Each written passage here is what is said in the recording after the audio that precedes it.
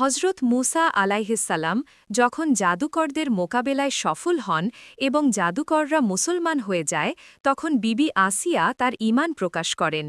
ফিরাউন ক্রুদ্ধ হয়ে তাকে ভীষণ শাস্তি দিতে চাইল। কতক বর্ণনায় আছে ফিরাউন তার 4 হাত পায়ে পেরেক মেরে বুকের উপর ভারী পাথর রেখে দিল, যাতে তিনি নড়াচড়া পর্যন্ত না করতে পারেন। এ অবস্থায় তিনি আল্লাহ তাআলার কাছে দোয়া করেন।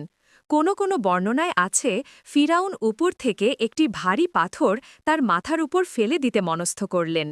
তখন তিনি মহান আল্লাহর দরবারে এই দোয়া করেন, হে আমার পালনকর্তা, আপনার সন্নিকটে জান্নাতে আমার জন্যে একটি গৃহ নির্মাণ করুন, আমাকে ফিরাউন ও তার দুষ্কর্ম থেকে উদ্ধার করুন এবং আমাকে জালিম সম্প্রদায় থেকে মুক্তি দিন। ফলে আল্লাহ তাআলা তার আত্মা কবজ করে নেন এবং পাথরটি নিষ্প্রাণ দেহের উপর পতিত হয়। তিনি দোয়ায় বলেন, হে আমার পালনকর্তা, আপনি নিজের সান্নিধ্যে জান্নাতে আমার জন্যে একটি গৃহ নির্মাণ করুন। আল্লাহ তাআলা তার এ দোয়া কবুল করেন এবং দুনিয়াতেই তাকে জান্নাতের গৃহ দেখিয়ে দেন। মুমিনের ধৈর্য কখনো বৃথা যায় না। ফিরাউনের সমস্ত অত্যাচারকে উপেক্ষা করে বিবি আসিয়া আল্লাহর পথে দৃঢ় থাকলেন। দুনিয়ার কষ্ট যতই বড় হোক, আল্লাহর ওয়াদা তার চেয়েও বড়। যে আল্লাহর উপর ভরসা করে তার জন্য আল্লাহ জান্নাতের দরজা খুলে দেন।